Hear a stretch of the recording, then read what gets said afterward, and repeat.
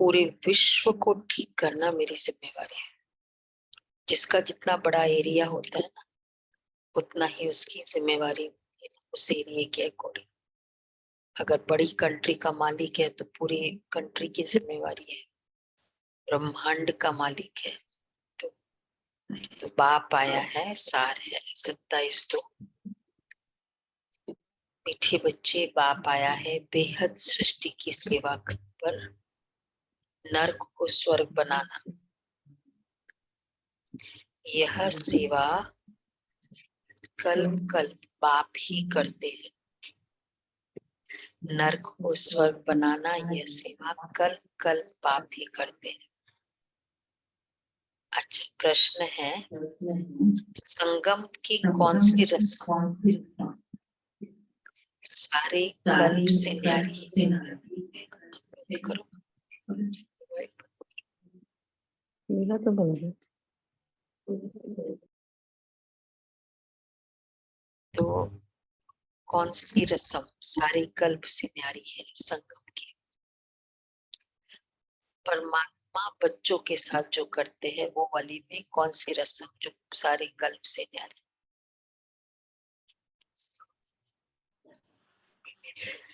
सारे कल्प में बच्चे बाप को नमस्ते करते हैं, लेकिन संगम पर बाप बच्चों को नमस्ते करते हैं।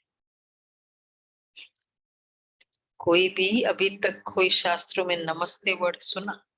और वो भी मनुष्य मतलब भगत भी नहीं करते भगवान को, या तो भगवान करते। बाप कहते मैं तुमसे किलते बच्चों की सेवा पर उपस्थित हुआ हूं, तुम बच्चे बड़े ठहरे ना। बाप कल्प के बाद बच्चों के पास आते हैं, सारी सृष्टि के कीचड़े को साफ कर नर्क को स्वर्ग बनाने। बाप जैसा निराकारी निरंकारी और कोई हो नहीं सकता। बाप अपने और क्या करते बाप? जो निदम न्यारी रस्म दो है।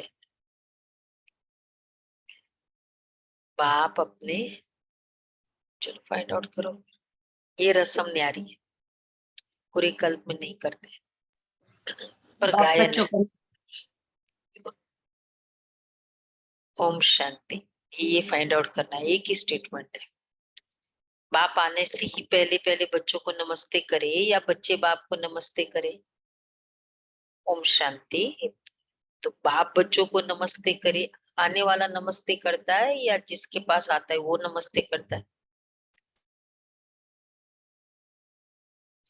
जो जाता है वो जो करता है, ऐसा है। देखो, तो बच्चों ने तो ये कहा बच्चे बाप को नमस्ते करे, नहीं, पहले बाप को नमस्कार करना पड़ेगा। संगम युग की रस्म रिवाज सबसे न्यारी वो आया है ना, इसलिए उसको रस्म, उसको नमस्ते करना है। बाप खुद कहते मैं तुम सब का बाप तुम्हारी सर्विस पर उपस्थित हुआ हूँ, तो जरूर बच्चे बड़े ठहरे। दुनिया में तो बच्चे बाप को नमस्ते करते हैं, यहाँ बाप नमस्ते करते हैं बच्चों को। गाया भी हुआ है निराकारी निरंकारी, तो वह भी दिखलाना पड़े ना। वह तो सन्यासियों के चरणों में झुकते हैं, चरणों को चूमते हैं, समझते कुछ भी नहीं। बाप आते ही है बच्चों से मिलने कल्प के बाद।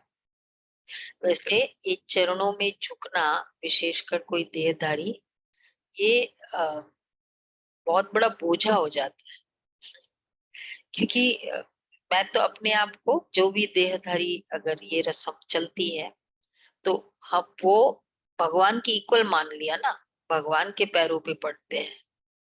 तो देहधारी के पैरों पे पड़ना, तो स्टेटस तो भगवान का ले लिया, फिर भगत नहीं हुआ। अगर चरणों में चूमना, चरणों को रज लेना, चरणों पे झुकना, तो बाबा कहते हैं समझते कुछ भी नहीं है। बाप आते ही है बच्चों से मिलने कल्प के बाद। बहुत सिकिलदे बच्चे हैं, इसलिए कहते मीठे बच्चे थके हो देखो बाबा ने अपना फर्स्ट जेस्चर से ही बच्चों को सम्मान दे दिया। नमस्ते। झुकना मतलब ही तुम छोटे मैं बड़े, और नमस्ते करना मतलब ही इक्वल हो गया।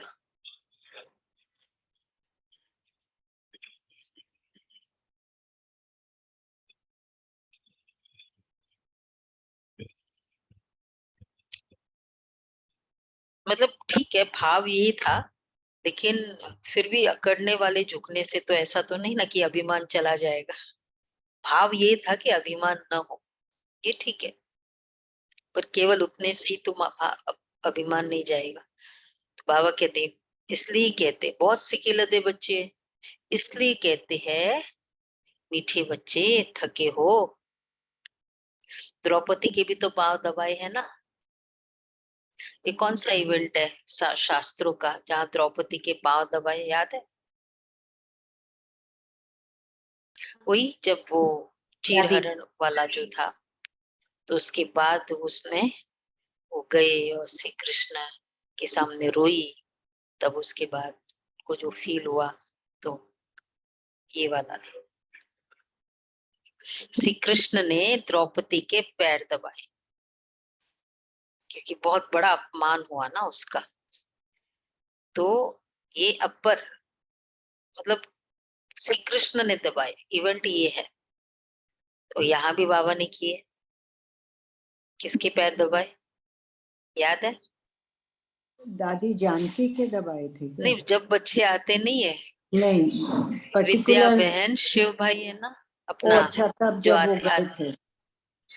कानपुर के विद्या बहन शिव भाई जो प्रेजेंटली है, और जमुना प्रसाद भाई जो मधुबन में है, मुरली डिपार्टमेंट संभालते हैं। जमुना प्रसाद भाई करंट में पांडव भवन वाला जो, तो उनके शिव भाई, तो उन लोग जब आए तीनों कान जंगलों से आए, बाबा कानपुर में आए हुए थे, बाबा से मिलने आए।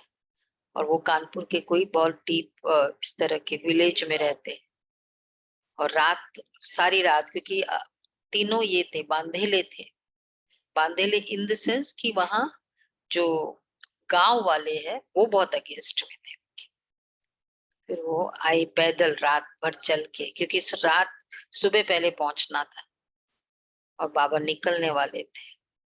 फिर बाबा वो आए और पूरा बाबा के पास बैठे, और फिर बाबा को बताया कि बाबा ऐसे ऐसे आए, और पूरे पैर छिले हुए थे। चप्पलें थोड़ी ऐसी वाली थी, जंगलों में निकलने वाली चप्पल, छिले हुए थे। तो बाबा ने कहा बताओ, खून आ रहा था। तो फिर बाबा गर्म पानी लिया, उसी समय कपड़ा लिया, पूरे सारे वुंड्स को क्लीन किया उसके, विद्या बहन के, और फिर पैर दबाए। और आश्चर्य की बात, जो बाबा ने, क्योंकि पूरा गांव था ना उनके, शायद कितने सारे थे, 20-25 कुछ थे जो उनके साथ चले थे, तो बाबा ने पैर इनके दबाए और सबके पैर का दर्द ठीक हो गया। ये हुआ था। तो हम बताते हैं द्रौपदी के पांव दबाए, तो सर्वंट हुआ ना। वंदे मातरम किसने उच्चारा है? बाप ने। बच्चे समझते बाप आया हुआ है सारी सृष्टि की बेहद सेवा पर। सृष्टि पर कितना किचड़ा है, यह है ही नर्क, तो बाप को आना पड़ता है नर्क को स्वर्ग बनाने। बहुत उकीर उकीर उकीर से आते हैं। उकीर प्यार, उमंग, उकीर बहुत भावना, प्यार से बाबा आते हैं।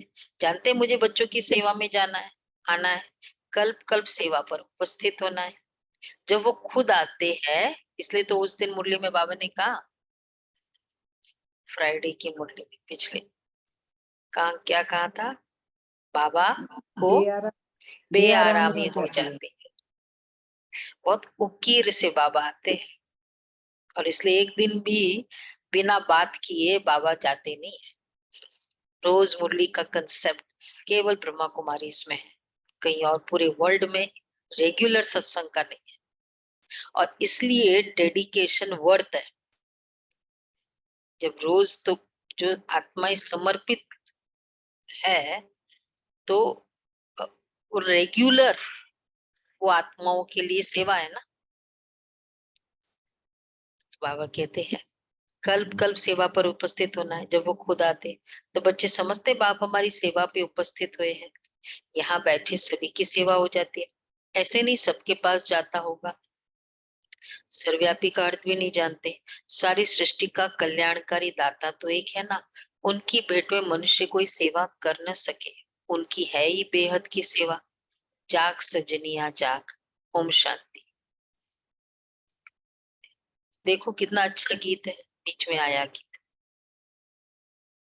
ये गीतकार क्या हुआ है? ओम शांति। मैं बैठा हूँ, अटेंटिव बैठा हूँ जी। नहीं तो वहां क्यों बैठे? और कल रात को फंक्शन लोकेशन चेंज क्यों कर दी गीत के, गीत सुनाने के? में कल रात को फंक्शन में काफी देर हो गई थी जी वहाँ। कल वहाँ फंक्शन में काफी देर हो गई थी वहां पे, तो तैयार होने में देर हो जाती है। देर तो सब। और पुराना युग, युगों पर भी समझाना चाहिए। युग भारतवासियों के लिए ही है। भारतवासियों से वह सुनते हैं कि सत्युग त्रेता होकर गए हैं, क्योंकि वह तो आते हैं द्वापर में। तो औरों से सुनते हैं। प्राचीन खंड भारत था, उसमें देवी देवता राज्य करते थे। आदि सनातन देवी देवता धर्म था, अभी नहीं है। गाया जाता है ब्रह्मा द्वारा स्थापना, विष्णु द्वारा पालना। कराते हैं, करते नहीं है, कराते हैं। तो यह है उनकी महिमा। वास्तव में उनको पहले रचनी है सूक्ष्म वतन की, क्योंकि क्रिएटर है। गीता के लिए तो सब कहते हैं सर्वशास्त्रमय शिरोमणि श्रीमद् भगवत गीता, परंतु भगवान का नाम ही नहीं जानते। कौन सा भगवान? व्यास आदि शास्त्र बनाने वालों ने श्री कृष्ण का नाम डाल दिया। गीता तो देवी देवता धर्म की माई बाप है, बाकी सब बाद में आए। तो ये हुई प्राचीन। अच्छा, भगवान ने गीता कब सुनाई? बताओ, बहुत अच्छा पॉइंट है। भगवान ने गीता कब सुनाई? संगम पर। कब सुनानी चाहिए? कलयुग के अंत में। जब जरूर सभी धर्म होने चाहिए, सारे धर्म के मौजूदगी में ये वाला ज्ञान सुनाया। मतलब क्या हुआ? देखो, रियल प्रूव्ड कब होता है? वर्ल्ड कप हाईएस्ट, कि सारों का ट्राई हुआ और उसमें से वो जीत के आया। तो सब धर्म वालों ने ट्राई कर लिया, वो मौजूद थे, लेकिन उन सब से भी स्वर्ग नहीं आया। तब परमात्मा ने गीता सुनाई। जरूर सभी धर्म होने चाहिए, सभी धर्मों के लिए वास्तव में गीता है मुख्य। तो बताओ, द्वापर में सुना सकेगा? क्यों? क्योंकि गीता का मेन श्लोक ही क्या है? यदा यदा ही धर्मस्य, सभी धर्मों की ग्लानि जब हो जाती है, तो तब सभी धर्म मौजूद नहीं हो तो कैसे, उसके बाद कैसे सुनाए? हम्म भारत में ही है ना बाकी सब। ये बात इसलिए कहते हैं सभी धर्मों के लिए वास्तव में गीता है मुख्य। सब धर्म वालों को मानना चाहिए, परंतु मानते नहीं है। मुसलमान क्रिश्चियन आदि बड़े कट्टर है, बहुत अपने धर्म शास्त्र को ही मानते हैं। मानना तो सभी को चाहिए, पर मानते नहीं है। बाबा कहते हैं जब मालूम पड़ता है कि गीता प्राचीन है तब मंगाते हैं। परंतु ये तो गीता को कुछ कुछ मतलब सेगमेंट है जो मानते हैं क्रिश्चियनिटी में, क्योंकि क्रिश्चियनिटी में भी बहुत है ना, कैथलिक्स है, प्रोटेस्टेंट्स है, जरोहर है, और जो है ना जीसस का फादर को मानने वाले जरोहर है, और एक और भी है। वो सब वो नहीं मानते। क्रिश्चियंस जो होते हैं ना वो मानते हैं। परंतु ये तो जानते नहीं कि भगवान ने गीता कब सुनाई। चिन्मयानंद कहते हैं, एक्सपर्ट चिन्मयानंद, 3,500 वर्ष बिफोर क्राइस्ट गीता के भगवान ने गीता सुनाई। अब 3,500 वर्ष पहले तो ये धर्म थे ही नहीं। ठीक है ना, कितना अच्छा लॉजिक है। सब धर्मों की ग्लानि होगी नहीं तो गीता कैसे सुनाएंगे? और 3,500 मानते ही है 2,500 पहले ये हुआ, ये धर्म आया, वो धर्म आया। और उस समय गीता सुनाने की जरूरत ही क्या थी? ग्लानि क्या करना है जब आया ही था। उसमें ये भी कहा ना, सब धर्मों को छोड़ के मुझे को याद करो, तो धर्मों का तो कहीं नाम ही नहीं दिया उसने गीता में। हाँ, नहीं, देह के सभी धर्म को छोड़। देकर हाँ, उसमें लिखा सर्व धर्मान परित्यज्य, देह के धर्म वर्ण नहीं आया उसमें, धर्म को छोड़ हाँ, के। हाँ, सभी मतलब वही है जो भी देह से कनेक्टेड हो गया, चाहे वो कोई भी रिलीजन है, वो भी तो देह से कनेक्टेड हो गया ना। तो बाबा कहते हैं फिर ये सभी धर्मों का वो शास्त्र कैसे हो सकता है? इस समय तो सभी धर्म है, सभी धर्मों की गीता द्वारा सदगति करने बाप आया हुआ है। गीता बाप की उच्चारी हुई है, उसमें बाप के बदले बच्चे का नाम डाल मुश्किलात कर दी। ये यदा यदा वाला, और जो इतना दुनिया में भी लौकिक में भी बड़ा पॉपुलर जो ये श्लोक हुआ, तो ये गीता का ही है ना। मतलब कोई रामायण है, भागवत है, उसमें कोई में ये श्लोक नहीं है। तो बाबा कहते हैं कि उसमें बाप के बदले बच्चे का नाम डाल दिया। इससे सिद्ध नहीं होता कि शिवरात्रि कब मनाए। शिव जयंती और कृष्ण जयंती लगभग हो जाती है, शिव जयंती समाप्त होती है और कृष्ण का जन्म होता है। कभी भी श्री कृष्ण ज्ञान यज्ञ नहीं गाया जाता है, रुद्र ज्ञान यज्ञ गाया जाता है। उनसे विनाश ज्वाला प्रज्वलित हुई, सो तो बरोबर देख रहे हैं। आदि आदि सनातन, ये रावण आदि का बताते हैं ना, जब वो युद्ध से भाग जाते थे और वो जब यज्ञ करते थे तो कौन सा इस तरह के यज्ञ करते थे? रुद्र वाला। क्योंकि शिव को आह्वान करते थे, मतलब विनाश हो जाए, मतलब मैं मार दूं इन सबको। तो परमात्मा शिव का विनाश के साथ बड़ा कनेक्शन है, ये भी क्लियर वेदों हो। में एक्चुअली शिव नाम नहीं है, वेद में रुद्र नाम ही दिया हुआ है। हाँ, रुद्र वो कितने सारे नाम है ना, हम लोगों ने लिखे थे ना नाम, सभी ने लिखे नाम। इधर होमवर्क किया था शिवरात्रि पे, नहीं लिखा? अरे क्यों? मेरे हाँ वो भी था, लेकिन जो नाम वो भी था कि, तो बाबा कहते हैं रुद्र नाम, रुद्र ज्ञान यज्ञ गाया जाते हैं, उनसे विनाश ज्वाला प्रज्वलित हुई, सो तो बरोबर देख रहे हो। आदि सनातन देवी देवता धर्म की ही फिर से स्थापना हो रही है, फिर और धर्म रहेंगे नहीं। कृष्ण भी तब आए जबकि कृष्ण कब आना चाहिए और शिव बाबा कब आना चाहिए? शिव बाबा कब आना चाहिए जो शुरू में कहा, और श्री कृष्ण कब आना चाहिए? और सतयुग में आना चाहिए। इसी से कनेक्टेड श्री कृष्ण कब आना चाहिए? जब शिव बाबा चले जाए। जब शिव बाबा आना चाहिए जब सब धर्म हो, और श्री कृष्ण कब आना चाहिए? जब कोई भी धर्म ना हो। वो तो लाइफस्टाइल है ना, देवी देवता धर्म नहीं है, वो एक्चुअली लाइफस्टाइल है। उस समय ये थोड़ी कि धर्म है, तो जीवन जीवन जीने की स्टाइल था। तो उसमें इसलिए गीता को मानते हैं लाइफस्टाइल बुक है। गीता को मैनेजमेंट जार्गन्स जो होते हैं कंपनी के, वो गीता को बहुत मानते हैं। गीता बाप की उच्चारी हुई है उसमें। तो बाबा कह रहे हैं श्री कृष्ण तो तब आए ना जब एक भी धर्म ना हो। ये भी समझ की बात है ना, सतयुग में सूर्यवंशी देवी देवताओं का राज्य था, तो जरूर थोड़े मनुष्य होंगे, बाकी सब आत्माएं मुक्ति धाम में रहती है। भगवान से तो सबको मिलना होता है ना, बाप को सलाम तो करेंगे ना। बाप भी फिर से आकर सलाम करते बच्चों को, बच्चे फिर बाप को करते हैं।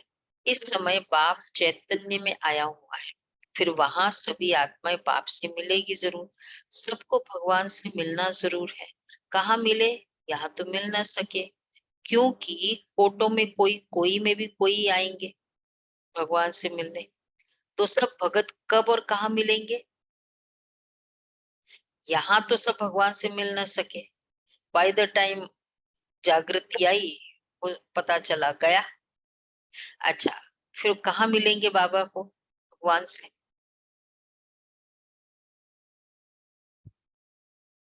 तो द्वापर युग में क्या मिलेंगे? संगम में तो आता है, उसमें तो मिल न सके, फिर कहाँ मिलेंगे? जब सब परम धाम जाएंगे तब। हाँ, देखो, जहां से भगवान से बिछुड़े हैं वहीं जाकर मिलेंगे।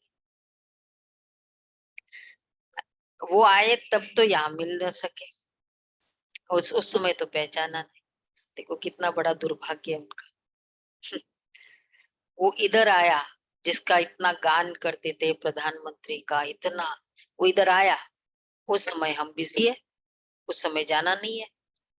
फिर जाओ, वहां मिलेंगे जहां हम रिकग्नाइज भी नहीं कर पाएंगे उसको। इसलिए वो भक्ति मार्ग में आते भी है ना, तो रोते ही रहते हैं, पुकारते ही रहते हैं। कभी उन्होंने वो मिले ही नहीं, बाबा से, भगवान से मिले ही नहीं। सुना एक्चुअली अपने, उसको मिलना नहीं कहेंगे कि उसके पास चले जाएंगे, पर पहचानते तो बस हैं। पास जाएंगे, वही है। तो मिलने वाला तो वो कभी अनुभव ही नहीं किया ना, इसलिए वो प्यासे ही रह गए। क्या बोला उन्होंने? तेरे दर्शनों के लिए मेरा नैन प्यासे रहे, इसीलिए वो गाया। तो अखियां क्या करो हरि अपने, दर्शन की प्यासी, बहुत फेमस गाना है। इसलिए अपने हम जिन्स को जगाओ, मिलो मिलो, बाद में 5000 साल प्यासे रहेंगे। सुना, ऐसे ही प्यार से बोलो। जा रहा है वो अभी। तो बाबा कहते हैं, ये जो सुख है ना, मुरली का सुख, कितना अच्छा, क्या सुख है ये। सुबह सुबह उठो और भगवान के महावाक्य सुनो। जैसे सुबह सुबह उठो और मुरली, गोपियां मुरली सुनती थी। हाँ, ये सुख कहाँ मिलेगा? जहां से भगवान से बिछुड़े वहीं जाकर मिलेंगे। भगवान का निवास स्थान है ही परम धाम। बाप कहते मैं सभी बच्चों को परम धाम ले जाता हूँ, दुख से लिबरेट कर। ये काम उनका ही है। अभी तो देखो अनेक भाषाएं हैं, अगर संस्कृत भाषा शुरू करे तो इतने से ये सब कैसे समझे? आजकल गीता संस्कृत में कंठ करा देते हैं, बहुत अच्छी गीता गाते हैं संस्कृत में। अब भगवान आकर इतनी अच्छी नॉलेज जो जन जन के कल्याण के लिए है, उसको एकदम टफेस्ट लैंग्वेज में बोले, तो फिर तो बिक्री नहीं होगी, फिर तो कोई का कल्याण ही नहीं होगा। सब, हाँ हाँ, किसी को भी नहीं समझ में आती। तो बाबा कहते तो इतने ही सब अब अहिल्याएं कुब्जाएं अबलाएं संस्कृत कहाँ जानती है? हिंदी भाषा तो कॉमन है, हिंदी का प्रचार जास्ती है। भगवान भी हिंदी में सुना रहे हैं, वो तो गीता के अध्याय बतलाते हैं। इनके अध्याय कैसे बना सकेंगे? मुरली के अध्याय कैसे बनाएंगे? कितनी है? 1043 अव्यक्त मुरली है, अव्यक्त मुरली। बाकी वो जो साकार की तो पूछो मत। तो इतने अब वहां तो गीता के अध्याय बतलाते हैं, ये तो शुरू से लेकर मुरली चलती रहती है। बाप को आना ही है पतित सृष्टि को पावन बनाने। हेवनली गॉड फादर तो जरूर स्वर्ग ही क्रिएट करेंगे, नर थोड़ी रचेगा। नर की स्थापना रावण करते हैं, स्वर्ग की स्थापना बाप करते हैं। उनका राइट नाम शिव ही है। शिव अर्थात बिंदी, आत्मा ही बिंदी है ना। स्टार क्या है, कितना छोटा है। ऐसे थोड़ी आत्मा ऊपर जाएगी तो बड़ी हो जाएगी। ये तो प्रकृति के बीच में निशानी दिखाते हैं। कहते भी है प्रकृति के बीच में चमकता है अजब सितारा। तो जरूर प्रकृति में इतनी छोटी आत्मा ही रह सकेगी। तो जैसे आत्मा है वैसे परमात्मा। परंतु वंडर यह है जो हर एक इतनी छोटी आत्मा में सभी जन्मों का पाठ भरा हुआ है, जो कभी किसका ही नहीं है, फॉर एवर चलता रहेगा। कितनी गुह्य बातें हैं। आगे कभी बातें सुनाई थी क्या? आगे तो कहते थे लिंग रूप है, अंगुष्ठाकार है। पहले ही अगर ये बता दे, बातें सुनाते, तो तुम समझ ही नहीं सकते। अभी बुद्धि में बैठता है स्टार, तो सब कहेंगे। साक्षात्कार भी स्टार का होता है। तुमको साक्षात्कार किस चीज का चाहिए? स्टार का क्या साक्षात्कार हो? तो बिंदी या बिंदी परमात्मा दोनों का क्या फायदा? साक्षात्कार। तुमको साक्षात्कार किस चीज का चाहिए? होना किस चीज का चाहिए साक्षात? हाँ, नई दुनिया का जरूरत है। बिंदी का साक्षात्कार क्या करेंगे? सुना सभी? सभी ध्यान से सुन रहे हैं। ज्यादा तो ये दिख रहा है, अंधेरा अंधेरा दिख रहा है बहुतों का। दृष्टि कैसे मिलेगी? स्वर्ग का साक्षात्कार हो, अपने संपूर्ण स्वरूप का साक्षात्कार हो। हाँ, वो होना चाहिए ना साक्षात। नई दुनिया स्वर्ग रचते हैं बाप, वही सबको, वो सबको मैसेज, वो सबको भेज देंगे वहां। खुद एक ही बार आते हैं। अब मनुष्य मांगते हैं शांति, क्योंकि सभी शांति में ही जाने वाले हैं। कहते सुख काग विष्ठा समान है। गीता में तो है राजयोग, जिससे राजाओं का राजा बनते हैं। जो कहते सुख काग विष्ठा समान है, तो उनको राजा ही कैसे मिले? स्वर्ग के सुख को उन्होंने काग विष्ठा कह दिया सन्यासी। ये क्या है? पुनरपि जननम पुनरपि मरणम, मतलब ऊपर जाओ फिर वापस जन्म मरण में के चक्कर में आओ, फिर ऊपर जाओ स्वर्ग में। ये क्या स्वर्ग है? डिस्काउंट करती है। हाँ, वो तो कहते काग विष्ठा समान सुख है, ब्रह्मानंद। इसलिए ब्रह्मानंद हाईएस्ट आनंद को माना जाता है। वो सत्युग में आते नहीं। तो बाबा कहते हैं तो उनको राजा ही कैसे मिले? जो चीज को वो मानते ही नहीं, तो राजा ही कैसे मिले? ये तो प्रवृत्ति मार्ग की बात है। सन्यासी तो गीता को भी उठा न सके। बाप कहते सन्यास दो प्रकार के हैं। यूं तो सन्यासियों में भी बहुत प्रकार के हैं, यहाँ तो एक ही प्रकार का सन्यास है। तुम बच्चे पुरानी दुनिया का सन्यास करते हो। गृहस्थ व्यवहार में रहते कमल फूल समान रहना है। कैसे रहते हो? सो इन्हों से पूछो। बहुत है जो ऐसे रहते हैं। सन्यासियों का ये काम ही नहीं है। नहीं तो खुद क्यों घर बार छोड़ते? Charity begins at home. पहले पहले तो स्त्री को सिखलाए। शिव बाबा भी कहते हैं देखो, जो भी ज्ञान में चलता है ट्राई करता है ना, पहले अपने युगल को चलाए। सभी ने ट्राई किया है? हाँ नहीं कहते। फर्स्ट टारगेट तो राही होगा ना, बाद में बच्चे। बच्चे तो वैसे भी जल्दी सुनते नहीं है। क्या है? ढीला ढीला हाँ बोल रहे।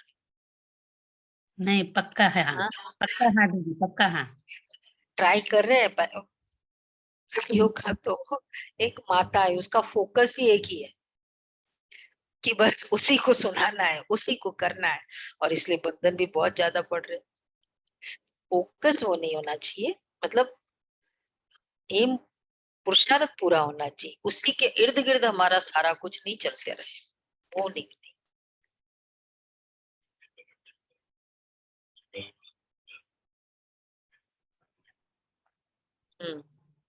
वो युक्ति रचो वो ठीक है, फोकस नहीं होना चाहिए। कैसे रहते सो इन्हों से पूछते हैं। तो बाबा कहते हैं, शिव बाबा भी कहते हैं देखो, पहले पहले स्त्री को सिखलाए, है ना, युगल को। ये भी बाबा से सीखा, शिव बाबा से। कैसे? बाबा ने कहा की बात कहा, पूरी पड़ी, भूलनी पड़ी। हाँ, ब्रह्मा बाबा को शिव बाबा सिखाया। भी कहते पहले पहले मैं अपनी स्त्री साकार ब्रह्मा को समझाता हूँ। वन्नी, शिव बाबा भी वन्नी को पहले समझाते हैं। तो वन्नी को समझाए, कौन है वन्नी वाले? समझाया कि नहीं? और कुछ नहीं। हाँ,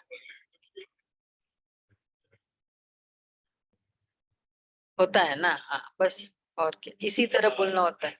कोर्स थोड़ी करेंगे आपसे, ऐसे ही सुनेंगे। चलो बहुत अच्छा। तो बाबा जी की बाप समान बनना है ना, बाप को फॉलो करो। बाबा वन्नी को करता है, ठीक है जयनाथ भाई, तो वन्नी को करो। फिर उनसे एडॉप्टेड चिल्ड्रन नंबरवार सीख रहे हैं। पहले पहले तो ये स्त्री सीखती है, फिर उनसे ये एडॉप्टेड चिल्ड्रन सीख रहे हैं। वन्नी वन्नी स्त्री वन्नी। ये बड़ी गुह्य बातें हैं। सभी शास्त्रों में मुख्य शास्त्र है गीता, परंतु गीता शास्त्र से कोई प्रेरणा नहीं करते हैं। वो तो यहाँ आते हैं, यादगार भी है। शिव के अनेक मंदिर है, खुद कहते मैं साधारण ब्रह्मा तन में आता हूँ। ये अपने जन्मों को नहीं जानते। एक की बात तो है नहीं, सभी ब्रह्मा मुख वंशावली बैठे। सिर्फ इस एक को ही बाप समझाए, पर सिर्फ इस एक को ही बाप समझाए, परंतु नहीं। ब्रह्मा मुख द्वारा तुम ब्राह्मण रचे गए, सो तो ब्राह्मण को ही समझाना होता है, ब्राह्मणों को ही समझाते हैं। यज्ञ हमेशा ब्राह्मणों द्वारा ही चलता है। उन गीता सुनाने वालों के पास ब्राह्मण है नहीं, इसलिए गीता पाठी जो होते हैं ना, वो ब्राह्मण ही होते हैं। हर कोई सुना नहीं सकता गीता का। तो ये भी अच्छा यादगार है, ब्राह्मण और गीता का कनेक्शन कितना गहरा है। गीता की कई रोज की नई नई पॉइंट्स आते हैं, है ना। पहले वाला कौन सा पॉइंट था?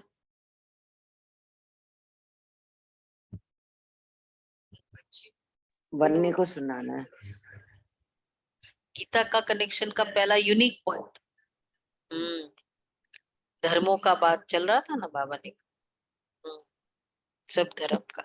तो दूसरा वाला गीता और ब्राह्मण, ब्राह्मण ही गीता को सुनाते। तो उन गीता सुनाने वाले के पास ब्राह्मण है नहीं, इसलिए वह यज्ञ भी नहीं ठहरा, ब्राह्मण ही नहीं है।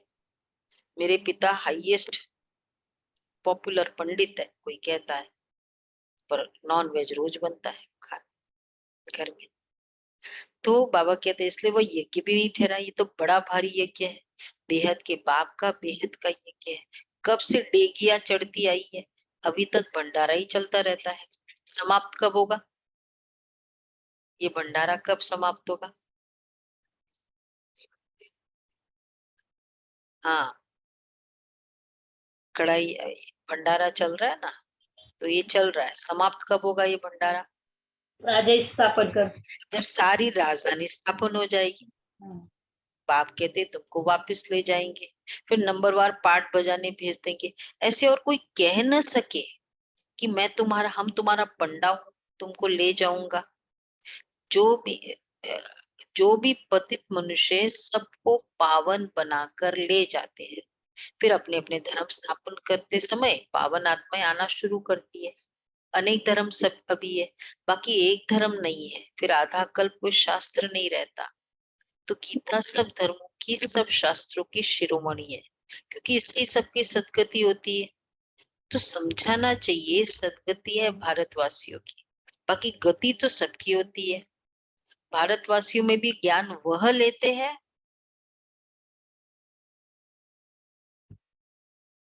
जिन्होंने ज्ञान कल पहले वह लिया, लेते हैं। दूसरा आंसर दो ना। जिन्होंने जो कल पहले आते हैं, और जिन्होंने भक्ति सबसे ज्यादा की है। जो थोड़ा सबसे और पहले आते हैं, थोड़ा कल 95%। जो जो सबसे पहले आते हैं 95%। ऋषि, पहले आते हैं। जो जो कल पहले ली। हाँ, जो पहले पहले परमात्मा से अलग हुए हैं, सबसे पहले वो ज्ञान लेते हैं, वही पहले ज्ञान लेंगे, वही फिर पहले पहले जाना शुरू करेंगे। नंबरवार से फिर सबको आना है। सतो रजो तमो से तो सबको पार करना है। अभी कल्प की आयु पूरी हुई है, सभी आत्माएं हाजिर है।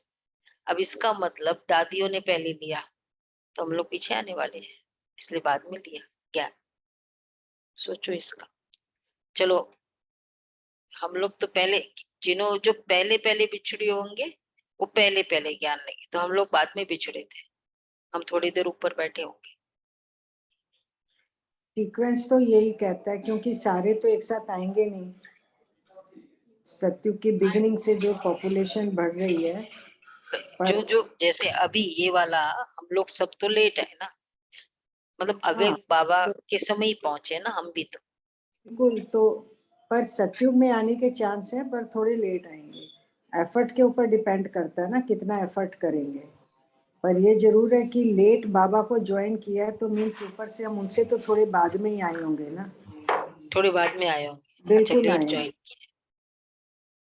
मैं ये सोचती हूँ, बाप इसमें नहीं कहा है कि हमको क्या पता कि ये आत्मा जब पहले वाले शरीर में थी, तब कहीं ना कहीं जुड़ी हुई होगी ज्ञान, जरूरी नहीं है ना।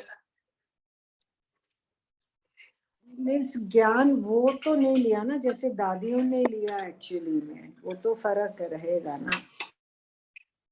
बाबा हाँ, ये भी तो ये है कहते हैं ना। Last of fast. हाँ, दीदी बाबा तो कहते फिर हैं इसका last of fast, last of fast, fast of first. फिर तो बाद वो वाला भी भी तो आ है ना, सकता है। Last of past.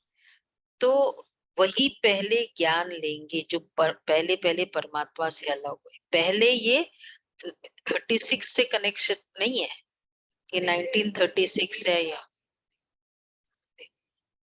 हाँ, अब इस पर सोचो थोड़ा थोड़ा। या तो ये भी तो हो सकता है ना, हम आत्माएं भी, चलो लेट अभी लिया गया पर होगा, कुछ भी हो सकता है इसमें, सोचो। तो वही पहले पहले जाना भी शुरू करेंगे, नंबरवार फिर सबको आना है। सतो रजो तमो से तो सबको पार करना है। अभी कल्प की आयु पूरी हुई है, सभी आत्माएं हाजिर हैं, बाप भी आ गया है, हर एक को अपना पार्ट बजाना है। नाटक में सभी एक्टर्स इकट्ठे तो नहीं आते, अपने अपने टाइम पर आते हैं। बाप ने समझाया नंबरवार कैसे आते हैं, वर्णों का राज भी समझाया है। चोटी तो ब्राह्मणों की है, परंतु ब्राह्मणों को भी रचने वाला कौन है, शूद्र तो नहीं रचेंगे।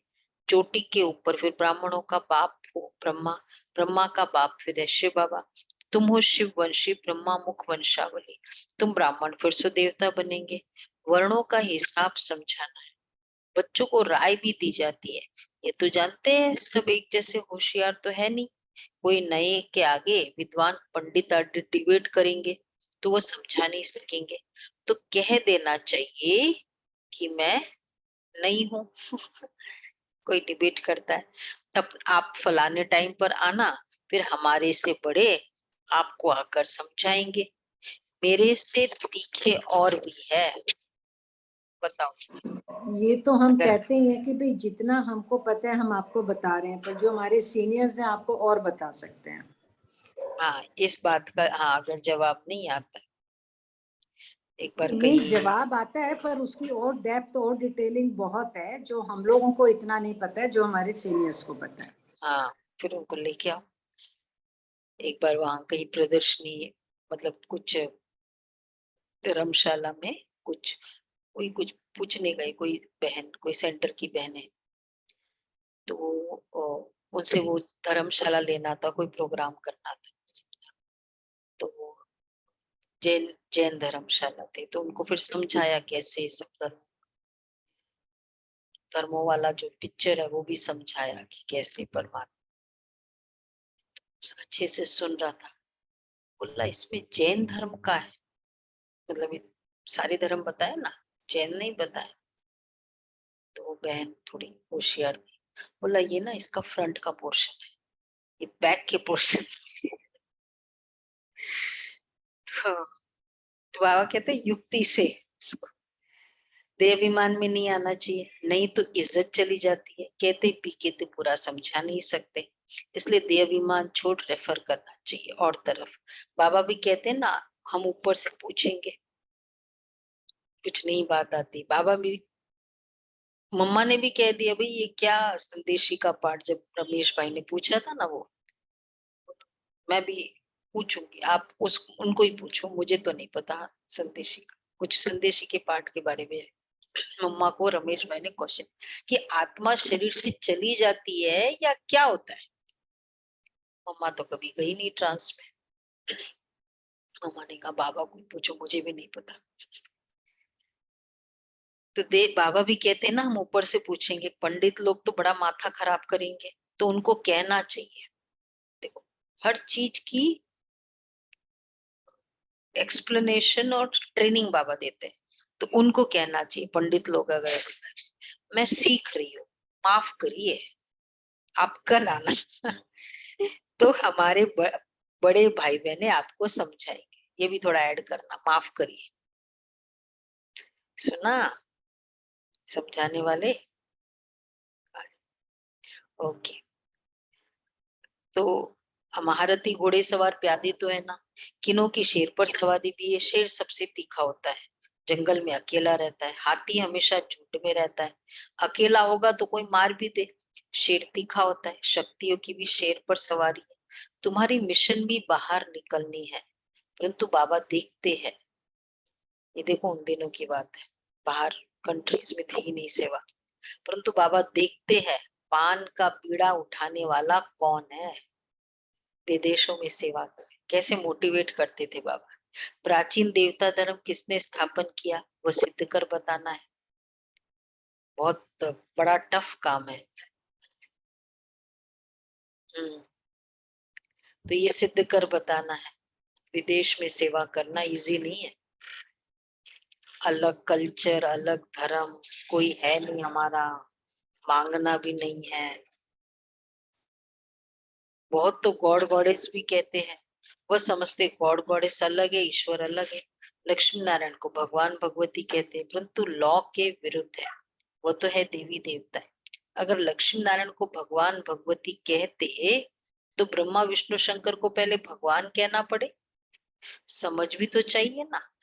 अच्छा, मीठे मीठे सिक्के लदे बच्चों प्रति माता पिता नमस्ते, गुड मॉर्निंग। रूहानी बाप की रूहानी बच्चों को नमस्ते। हम रूहानी बच्चों की रूहानी बाप दादा को याद प्यार नमस्ते, good morning. Good morning. Thank you बाबा, शुक्रिया बाबा। थैंक यू बाबा। वाह बाबा वाह। आंसर मिला।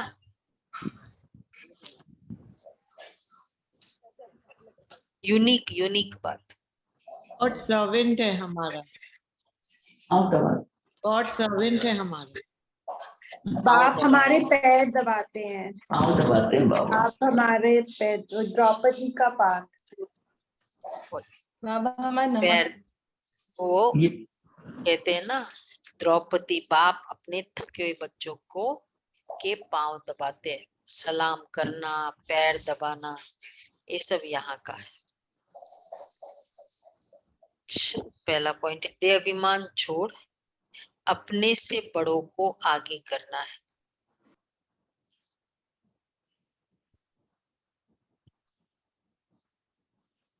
बाप समान निरंकारी बनना है।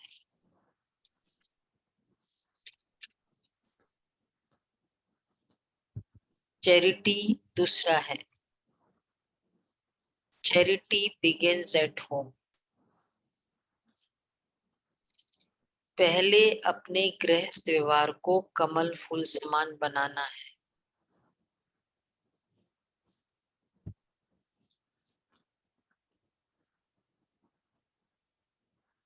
घर में रहते हुए बुद्धि से पुरानी दुनिया का संन्यास करना है। घर में रहते हुए बुद्धि से पुरानी दुनिया का संन्यास करना। अच्छा वरदान है, संबंध में संतुष्टता रूपी स्वच्छता को धारण कर। संबंध में संतुष्टता रूपी स्वच्छता को धारण कर सदा हल्के और खुश रहने वाले सच्चे पुरुषार्थी भव। हल्के और खुश रहने वाले सच्चे पुरुषार्थी भव। बहुत ही अच्छा पावरफुल वरदान है। सारे दिन में वैरायटी आत्माओं से संबंध होता है, उसमें चेक करो कि सारे दिन में स्वयं की संतुष्टता और संबंध में आने वाली दूसरी आत्माओं की संतुष्टता की परसेंटेज कितनी रही। संतुष्टता की निशानी, स्वयं भी मन से हल्के और खुश रहेंगे और दूसरे भी खुश रहेंगे। संबंध की स्वच्छता अर्थात संतुष्टता, यही संबंध की सच्चाई और सफाई है। खुद भी हल्के रहेंगे और दूसरे भी हल्के रहेंगे। संबंध की स्वच्छता और संतुष्टता, यही संबंध की सच्चाई और सफाई। संबंध की स्वच्छता अर्थात संतुष्टता, संबंध में संतुष्टता है। जो भी मेरे साथ रहते हैं वो भी मेरे से संतुष्ट है, मैं भी अपने से संतुष्ट हूँ। इसलिए कहते सच तो बीठो नच, सच्चा पुरुषार्थी खुशी में सदा नाचता रहे। तो जो क्विज की मुरली का जमा का खाता है ना, वो यहाँ टू सम एक्सटेंट अप्लाई हो सकता है। जमा का खाते की निशानी। तो यहाँ भी स्वयं संतुष्ट और दूसरी आत्माओं की संतुष्टता अर्थात स्वच्छ क्लीन रिलेशनशिप है। न उसको मैनिपुलेट करना है, न मुझे मैनिपुलेट करना है। दोनों जो है, नो प्रिटेंशन, नो मैनिपुलेशन, स्वच्छता। इसलिए कहते हैं सच तो मिठो नच। स्लोगन है, जिन्हें आजकल किसी भी तो बात का निभाना वर्ड यूज होता है ना, तो उसमें सारा मैनिपुलेशन ही होता है। तो ये वर्ड बहुत सुंदर है।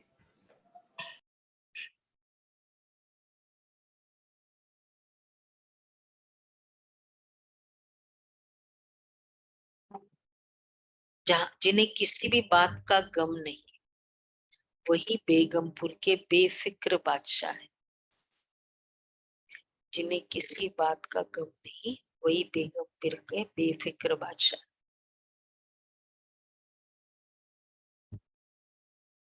अव्यक्त इशारे। प्रत्यक्षता के पहले विश्व की इस विशाल स्टेज पर हर वर्ग वाला पाठधारी प्रत्यक्ष होना चाहिए। हर वर्ग का अर्थ ही है विश्व की सर्व आत्माओं की वैरायटी वृक्ष का संगठन रूप। कोई भी वर्ग रह न जाए जो उलझना दे कि हमें तो संदेश नहीं मिला। इसलिए नेता से लेकर झुग्गी झोपड़ी तक जो भी वर्ग है, पढ़े हुए सबसे टॉप साइंसदान और फिर जो अनपढ़े, उन सबका संदेश देकर अपने जीवन के प्रत्यक्ष प्रमाण द्वारा समीप संबंध में लाने की सेवा करो, तब प्रत्यक्षता होगी। मतलब सारे वर्ग वालों को, उन सबको इन्वॉल्व करो प्रत्यक्षता का। आज बाबा ने फिजिकल में नेता से लेकर झुग्गी झोपड़ी तक सबको। बच्चा तो स्वर्ग का देव महाराजा तो कोई भी बन सकता है। नहीं, आइडिया तो ये कई दिन से आ रहा है, देखूंगी, बात करूंगी। एक है जो उन लोगों का वो लगाती हैं, लंगर लगाती हैं, तो उनसे बात करने का मन है।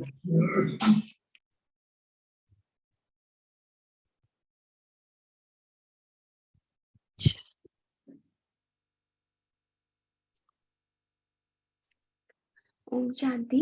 तो अभी हम अभी होमवर्क आज सुनेंगे कल दीदी का से।